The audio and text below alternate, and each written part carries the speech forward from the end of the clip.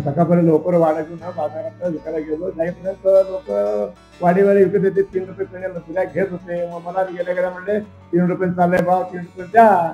मी म्हणलो मालक महागायची, मालक आल्याशिवाय विकता येत नाही. म्हणून बसलो ठीक आहे म्हणजे. मग तासभर झालं, सगळे लोक वाड्यातून गेले. तिथून गेल्यानंतर मग मला 4 रुपये पेंडी मागितले. मग म्हणल्यानंतर मी म्हणलो 1 तास बसलो, 1 रुपये वाढलं, अजून जरा प्रयत्न करूया किती वाढते भाव बघू. मग दुपारी 12 वाजेपर्यंत बसलो, 5 रुपये पेंडी मागितले. म्हणलो आता मला काय तर करू बाबा, बैलाला ते आता हे होतंय, कंटाळा आले, बैलाला जाता होता गावाकडे, मला काय तर करू म्हणून मी 4 रुपये देतो. खरं तर पहिले पैसे द्या, पहिले पैसे द्या म्हणतात. ठीक आहे, सगळे पैसे दिले. पैसे घेऊन वाढत दिलो, वाडं विकून घरी आलो. मग असं करत विचार करून मग 2 ट्रका गुळ शिल्लक राहिला आणि घाण्याचा पूर्ण लागवडा वाड्यावरती गेला. म्हणजे कमी पैशात भांडवल कमी असताना शेती कसं करायचं ह्या विचारात मी अभ्यास केलो. 10वीपर्यंत शिक्षण झालं, पण पुढे शिकायला चान्स नव्हतं. आमचे आजोबा पुढे शिकायला जाऊ नको म्हणले, का तू गेला तर तुझी रस्ते सुधारणा होती आहे आणि इथं राहिला तर सगळे घराची सुधारणा होती आहे. तू म्हणतो मन मिळावं विचारायचे तिथं राहतात. ठीक आहे, आमच्या लोकांचं राहिलो. नमस्कार, हॅलो सोलापूर न्यूज चॅनल मध्ये आपल्या सर्वांचं मनापासून स्वागत. आज आपण आलेलो आहोत अक्कलकोट तालुक्यातील बावकरवाडी या गावात. बावकरवाडी या गावामध्ये एक असं घराणं आहे जे एकत्र कुटुंब पद्धतीसाठी आपल्या पंचक्रोशीमध्ये प्रसिद्ध आहे. सुशिक्षित घराणं म्हणूनही त्यांच्याकडे पाहिलं जातंय. एकत्र कुटुंब पद्धती आणि प्रगतशील शेती या दोन्ही विषयावर मागील 3 दिवसापूर्वी आपण ग्रामपंचायत चप्पळगावच्या माध्यमातून छोट्या गावातील मोठी माणसं या ब्रीड वाक्याखाली आपण मुलाखत घेतलं होतं. काही तांत्रिक अडचणीमुळे सन्माननीय पंडित मामा शिंदे यांचा व्हिडिओ काही कारणास्तव हे झालेला आहे. त्यासाठी आपण पुन्हा एकदा बावकरवाडी येथे आलेलो आहोत. खास आमच्या दर्शकांच्या आग्रहास्तव अनेक दर्शकांनी आणि अनेक सबस्क्रायबरांनी आम्हाला फोन करून सांगितलं की पुन्हा एकदा त्या मामांचं तुम्ही प्रक्षेपण करा. त्यासाठी आम्ही सर्वांच्या विनंतीला मान देऊन पुन्हा एकदा आम्ही बावकरवाडी येथे आलेलो आहोत. आमच्या सोबत आहेत प्रगतशील शेतकरी श्री पंडित मामा शिंदे. मामा आपलं आमच्या हॅलो सोलापूर न्यूज चॅनल मध्ये प्रथम मनापासून स्वागत करतो आणि थोडक्यात आपण आमच्या दर्शकांना आपला परिचय द्या. माझं नाव पंडित काशीनाथ शिंदे, वडिलाचं नाव काशीनाथ रंगराव शिंदे, आईचं नाव यमुनाबाई काशीनाथ शिंदे आणि यमुनाबाई काशीनाथ शिंदे. ठीक आहे. आम्ही सोलापूर जिल्हा अक्कलकोट तालुका बावकरवाडी गावाचे रहिवासी आहे. आमचं एकत्र कुटुंब आहे. एकत्र कुटुंब मध्ये आमच्या घरात 35-40 माणसाच्या जवळजवळ माणसं आहेत एकूण. आणि एकूण सगळे एकत्र कुटुंब एक विचारानं एक गुणापोळीनं सगळे आम्ही अगदी आराममध्ये आहोत, निवांतमध्ये. त्यांच्या बाजूलाच बसलेले त्यांचे वडील आदरणीय काशीनाथ मामा शिंदे यांचं वय आहे 107 वर्षे. त्यांच्या बाजूला बसलेत पंडित मामा शिंदे यांच्या मातोश्री यमुनाबाई शिंदे, त्यांचं वय 103 वर्ष आहे. आणि त्यांच्या बाजूला पंडित मामा शिंदे यांच्या धर्मपत्नी आहेत, त्यांचं नाव अंबुबाई शिंदे. तर सध्याला वडिलांच्या देखभालीसाठी हे गावातील घरामध्ये आहेत, त्यामुळे इतर लोक त्यांच्या घरातली संख्या इथे कमी आहे. बाकीचे सर्व त्यांच्या उद्योगधंद्यांसाठी परगावी शिफ्ट आहेत. मग वडिलांचं वय 107 वर्षे. 107 वर्षे मामा आजच्या जमान्यात खूप मोठी गोष्ट आहे. तर साहजिकच आहे त्यांची देखभालासाठी आपण पूर्णपणे काळजी घेत असाल. मग त्यांच्या दीर्घायुष्याचं रहस्य आणि कशा पद्धतीने त्यांचं तुम्ही देखभाल करताय, त्यांच्या 107 वर्षाच्या जीवनाचं रहस्य तुम्ही सांगा. आमच्या वडिलांना 107 वर्ष झाले. मग 7 वर्ष 100 वरांडाव ह्या अपेक्षेनं आम्ही अगदी काळजीपूर्वक त्यांची आई वडिलांची जोपासना शतक ओलांडण्यासाठी भरपूर प्रयत्न केलो. त्यांना आधार वगैरे आणि गरीब दवाखाना वगैरे जोपासना पद्धतशीर केलो. तरीही जर भरपूरची साथ नाही दिली तर माणूस 100 वर्ष जगू शकत नाही. मग आम्ही विचार केलो वडिलाबरोबर. वडील काय जरा कवा सिगरेट वगैरे ओढत होते. मग असं बसल्यानंतर वडिलाला म्हणलो सिगरेट ओढल्याला सिगरेट जरा खोकले. मग सिगरेट ओढत असताना काय पोट भरतंय किंवा काय ताकद येते का आयुष्य वाढतंय कसं होतंय का कशात वाढता. तर हळूहळू विचारलं काय बरं विचारलं. उद्या तुम्ही सिगरेट ओढलो, दमा लागला, आजार वाढला, तर तुम्हाला त्रास होईल तर आम्ही म्हणून दवाखान्यात ऍडमिट केलो, दवाखान्यात आम्ही खाता बोताल फिरणार, तर तुमचा आजार तुम्ही सोसावा लागतोय. मग तुझ्या मनात काय आहे सांग, विचार. सिगरेट सोडलं तर बरं होईल का? म्हणल्यानंतर सिगरेट 10 ओढण्याच्या आधी 6 होतं. आज रोजी सोडलं बघ, तुला पटत नाही तर सोडलं म्हणून टाकून दिले. म्हणून तेवढं पूर्ण तर करायला नको, तुला पटत तर सोडलो. म्हणजे माझं विचार, आमचा विचार वडील ऐकत होते, वडिलांचे विचार आम्ही ऐकत होतो. एकमेकाच्या समजताना एकमेकाच्या प्रकृतीचा विचार करत होतो. तेव्हापासून सोडून दिले. आज 107 वर्ष झाले, कधी खोकत नाही ती, कधी दम येत नाही, अगदी पद्धतशीर टापटीप नाही ती. आई बी तसंच, आई आमचे विचार घेतले, आईला विचारायला सांगितलं. मग त्याने बी कुठलं साधं सोपं जेवण, वडिलाचं बी आईचं दोघांचं साधं सोपं जेवण, पद्धतशीर टापटीप, त्या विचारानं सगळ्याच्या सहकार्याने एकमेकाच्या विचारानं आनंदाने एकमेकाच्या गुन्ह्या गोविंदानं सकाळ संध्याकाळ अर्धा तास गप्पा मारणे, प्रकृती कशी आहे, काय तुम्ही काय करता, आम्ही काय करता, हे विचारामुळे त्यांचं मन समाधान, त्यामुळे त्यांचं आयुष्य वाढलं. खूप छान बाबा, अतिशय तुम्ही चांगल्या प्रकारे काळजी घेतलात. एकूण कुटुंबातील एकूण सदस्यांची संख्या किती आहे आणि भाऊ किती, बहीण किती, बाकीचे भाऊ लोक कुठे आहेत, काय करतात, त्याच्याबद्दल जर सविस्तर सांगा. आमच्या घरात एकूण 35 माणसं. 35 माणसापैकी आम्ही 3 भाऊ आणि आमचे नातवंड वगैरे आम्ही बाकीचे इतर राहतात, आणि 2 भाऊ पुण्याला असते, ते पुण्याला चांगल्या कामाला येते. आणि एकूण 35 माणसापैकी 15 गरीब माणसं आमची मोठी घरात. प्रत्येक वेळ कुठलंच कुणाला व्यसन नाही, आणि सगळे अगदी बेघर व्यसनी माणसं, अगदी पद्धतशीर एकमेकाच्या विचारानं राहते ती. आम्ही 5 भाऊ, 5 भावज्या, आणि काय आई वडील, बहिणी 2, नातवंड. आम्हाला मुलं 14 मुलं आणि मुली मिळून 14 एकूण, आणि नातवंड 8. आमच्या वडिलांचे पणतू 8 जण. मग ते एवढे लहान लेकरं अगदी पद्धतशीर गुन्ह्या तितकी आम्ही जर लेकरा बाळाला हातात खायला दिलं प्लेटमध्ये, तर ते अगोदर आजूबाजूला देते ती, आणि त्यांच्या तोंडात मग घालते ती, त्यांना खाऊ घाल मग आपण खाते ती. एवढा एकमेकाचं जिव्हाळा प्रेम आहे.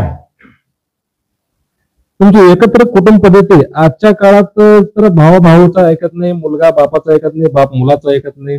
अशा परिस्थितीमध्ये आजच्या कलियुगात सुद्धा तुम्ही जगाला आदर्श देण्यासारखं एकत्र कुटुंब पद्धतीमध्ये आहात. तर या एकत्र कुटुंब पद्धतीच्या मागचं रहस्य काय आणि कशा पद्धतीनं ही कुटुंब पद्धती टिकली? आजकाल जगात सगळे सांगते, घरात तक्रार सांगतात की आमचा मुलगा आम्हाला ऐकत नाही, आमचे सोनबाई आमचे गोष्टी ऐकत नाही. असं प्रत्येक जणाचे 100तनं 99 लोक हे सांगते ते. मग ही चूक मुलावाची, सुनावाची, नातवंडाची नाही. ही चूक आहे जिने घर करता येते, वडीलधाऱ्या माणसाची चूक. तर त्याचं कारण काय, तर रविवारच्या दिवशी सुट्टी, ऑफिसला, शाळेला, सगळ्यांना सुट्टी असत्या.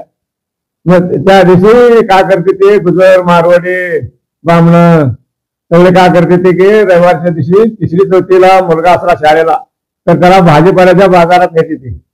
आणि कोथिंबीरची पेंडी घेत असताना तिथं माळव विकणाऱ्याच्या मावशी उभा करते ती, आणि काय म्हणते ती 10 रुपयाची नोट देते ती लेकराला, आणि ती ज्या मावशीला 10 रुपये दे आणि कोथिंबीरची पेंडी घे, आणि माणिक देते ती पुढं भाजीपाला विकणाऱ्या माळ विकणाऱ्या माणसापाशी. त्याला म्हणते की बाळाला 10 रुपये घे आणि त्याला दे, आणि ती मेथीची पेंडी घे. असं एक रविवारी त्याला सांगते ती, आणि घरी भाजीपाला घेऊन येते. दुसऱ्या रविवारी 20 रुपयाची नोट हातात देते ती, आणि 10 रुपयाची कोथिंबीर घे आणि 20 रुपये देऊन आणि परत घे, आणि ती मेथीची पेंडी 10 रुपये देऊन मेथीची पेंडी घे. मग असं 3ऱ्या रविवारी काय करते 50 रुपयाची नोट देते ती, आणि दोन्ही भाज्या घे आणि उरलेले पैसे घेऊन ये.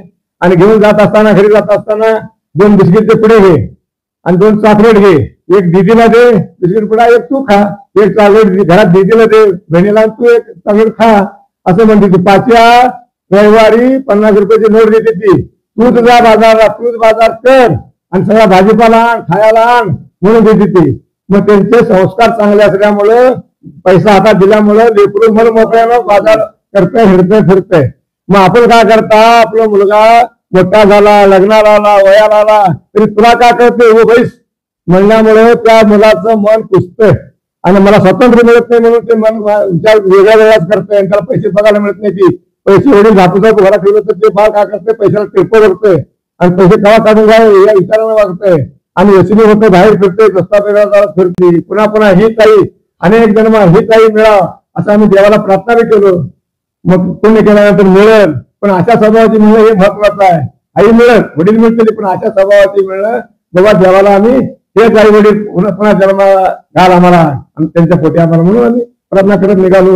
मग शतक ओलांडावे या प्रयत्नानं भरपूर प्रयत्न केलो. शतक ओलांडली, शतक ओलांडती ठिकाणी असं आमची चिंता होती, पण व्यसन नसलं, स्वभाव चांगला, समाधान म्हटल्यामुळं शतक ओलांडले आमचे आई वडील. ते सुख आम्हाला लाभलं आणि ह्या शतक ओलांडण्यापर्यंत त्यांची सेवा करायला आम्हाला मिळालं हे आमचं भाग्य. बोलता बोलता तुम्ही संस्कार आणि व्यवहार ज्ञान या सर्वच गोष्टींचा उलगडा तुम्ही आपल्या बोलण्यातून केलेला आहे. आता पुढचा अजून एक प्रश्न तुम्हाला, इतकी तल्लक बुद्धी आणि इतका जबरदस्त व्यवहार ज्ञान या दोन्हीचा संगम इतका मोठ्या प्रमाणात तुमच्याकडे असताना सुद्धा तुम्ही शाळा का शिकले नाही? बरोबर, शाळा शिकायची अपेक्षा भरपूर होती, पण परिस्थिती साधारण, पुढे शिक्षणाला पैसे कमी आणि मी शिक्षणाला गेलो की भाऊ लागले लहान लहान, त्यासाठी मी विचार केलो की शाळा शिकलो मी आणि मोठा अधिकारी झालो. आजोबाचा विचार करतो मी शाळा शिकत असताना, आजोबा कसं करू, आजोबा म्हणजे तू शाळा फक्त पुढे शिकत जाऊ नको, तू शिकला तर तू एकटा सोडून पुढे जातोस. मग महागड त्याला वळत नाही माणूस. आता शेरगाव फिरला तर खेडेगाव विचार करत नाही, एकत्र कुटुंबामध्ये विचार करत नाही, तो शाळेला जाऊ नको, ते शेतीच कर म्हणले. मग ठीक आहे शेतीच करतो म्हणलो. मग शेतीच करतो, शेती करत करत लग्न करत गेलो. ठीक आहे. दुसरा प्रश्न, तुमच्याकडे जवळपास 4,000 ते 5,000 गोष्टींचा संग्रह आहे असं पंचक्रोशीत सांगितलं जात आहे. प्रत्येकाच्या सुखदुःखात आपण न सांगता, दुःखामध्ये न सांगता आपण हजर राहता असं माहिती आमच्याकडे आलेली आहे आणि जवळपास आम्हालाही माहिती आहे. आणि तुम्ही जो मयतच्या ठिकाणी वगैरे रात्रभर तुम्ही ज्या गोष्टींचा संग्रह तुम्ही त्यांच्या समोर मांडता, याच्यातून सकाळ कशी होते लोकांना समजून येत नाही. तर हे जे काम तुम्ही करता हे नक्कीच एक समाजसेवेचं काम आहे. याच्याबद्दल तुम्ही काय सांगाल? म्हणजे लहान असताना जरा कळत असताना वडील आम्हाला सांगत होते की बाबा गावात, आपल्या परिसरात, आपल्या पाहुण्या रावळ्यात कुठं जर संकटाचं प्रसंग पडलं तर आवर्जून जावा, धावून जावा. सुखाच्या कामाला एखाद्या नाही गेलं तर चालत, पण दुःखाच्या जाऊन सहभागी व्हात जावा समाजात. म्हणून तेव्हापासून ते वळण पडलं, जाऊन 4 लोकात बसायचं, वळण पडलं, चांगल्या माणसामध्ये बसायचं. मग काय संकट पडलं तिथं काय तर निर्माण करायचं, त्यांच्या मनातलं परिवर्तन करायचं. मग ह्या ज्यात 4 लोक बसले म्हणजे काय गप्पा गोष्टी करत असताना ते प्रत्येक सांगलेली गोष्ट चांगलं जे आहे ते घ्यायचं, बाकी साधारण सोडून द्यायचं. असं करत करत ते संग्रह तयार करू मी. म्हणजे आता कविता लिहिती ती, लेख लिहिती ती. मग आपण तर आता तिकडे त्या मार्गे जात नाही, आपण शेतीत अडकलो. मग ह्याच्यात सुद्धा सुधारणा करता येते, समाज सुधारता येते, आपलं मन सुधारता येते, आपला समाज सुधारता येते आणि जगाला दुःखातून बाहेर कसं काढायचं ह्याचा मार्ग काढता येते. शेतीत राहून सुद्धा सगळं करताच येतंय. ह्या विचारांना याच्यावर अभ्यास करत, विचार करत करत प्रत्येक जगात चांगल्या चांगल्या गोष्टी, गप्पा गोष्टी करण्यात तिथे सगळे सुविचार किंवा गोष्टी या सगळ्या ध्यानात ठेवत करत मग ते ज्ञान हे झापून ठेवल्यानंतर पुसतंय. जर उघडं सांगितलं तर त्याची उघडणी होते, मग पुन्हा पुन्हा त्याची सुधारणा होते. असं करत समाजात जात समाजाची आपुलकी, प्रत्येकाच्या मनातलं आपुलकीनं ओळखून घ्यायचं. कसं ओळखून घ्यायचं बाबा, तर हे कलियुग आहे, कलियुगात करा असली तर जगता येते म्हणते ते. मग असंच एकदा काय झालं, एक शेतकरी शेतात पाण्याची बिंदगी घेऊन ठेवला होता. पाणी प्यायला अर्धी झाल्यानंतर मग संध्याकाळी घरी आला. मग ते शेतकरी घरी गेल्यानंतर कावळ्याला ताण लागल्यानंतर कावळा काय केला, आता पाणी प्यावा म्हणलं बिंदगीतलं तर अर्धी बिंदगी आहे, पाणी पिता येत नाही. मग कावळा काय केला, तिथून बाजूचे तोंडची धरून एक एक एक खडे टाकला बिंदगीत. मग ते पाण्याची बिंदगी खडे टाकल्यावर अर्धी बिंदगी खडे टाकल्यावर पाणी वर आलं, कावळा पिऊन गेला.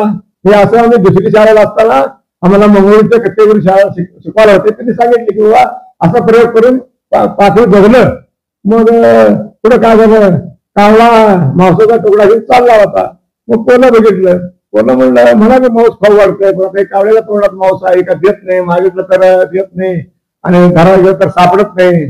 काय विचार करा म्हणजे कावळा झाडाच्या फांदीत बसल्यानंतर कोलं जाऊन खाली उभारला.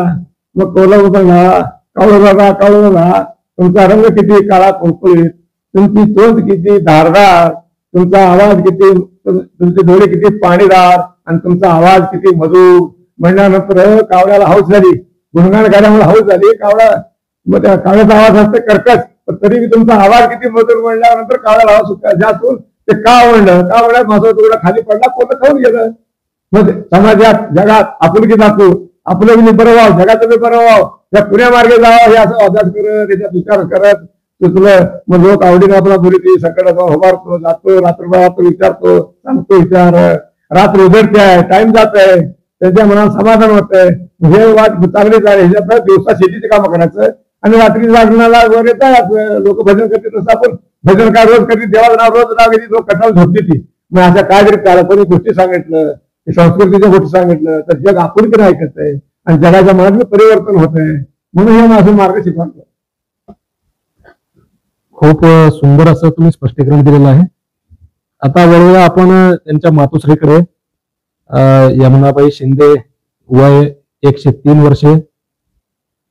आई साहेब, तुम्ही आजच्या जमान्यातल्या मुलांसाठी काय सांगाल किंवा आता पुढचा प्रश्न मामांच्या मातोश्रींसाठी. त्यांचं नाव आहे यमुनाबाई शिंदे, त्यांचं वय आहे 103 वर्षे. आई साहेब, आजपर्यंत वाटचाल, जीवनाची वाटचाल कशा प्रकारे झाली, कशा परिस्थितीतून आतापर्यंत इथपर्यंत आलात. मामांचं वय आता सध्याला 107 वर्ष आहे.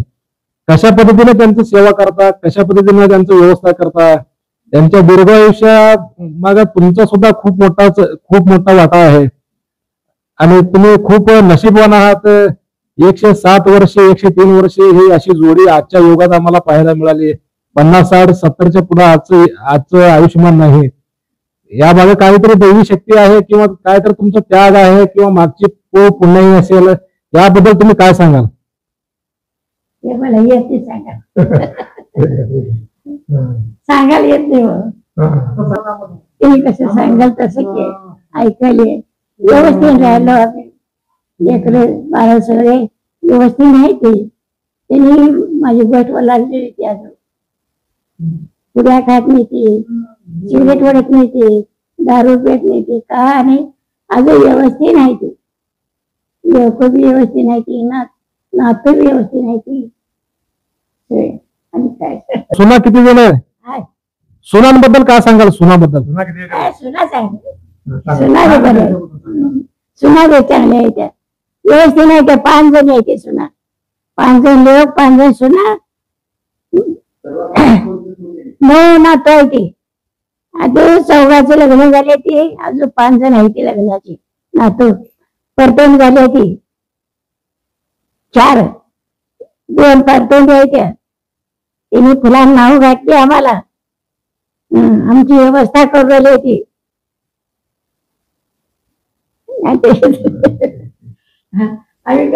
आजच्या युगातील म्हणजे आता चालू समाजातील सासू आणि सुना कशा पद्धतीने वागल्या पाहिजेत? आजच्या सुना म्हणजे आता सगळ्याला माहितीच आहे. थोडा आजचं युग आणि अगोदरचं युग याच्यामध्ये जमीन आसमान फरक आहे.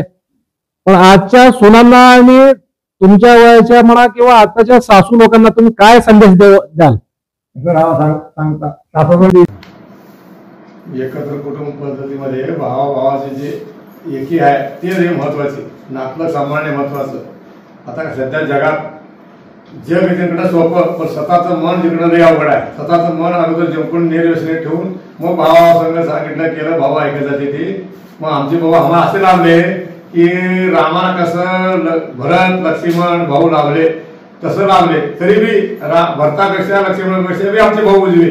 का तर भरत काय केला, गावाच्या कडला गुंफा घालून पादुका लागत बसला आणि लक्ष्मण काय केला, भाऊ संघ होता, राम सीता संघ होते, काट्या कुकड्यात वाट काढत पुढे जात होता. पण भाऊ महागा हाय म्हणून त्याच्या धैर्यावर जात होता पुढं.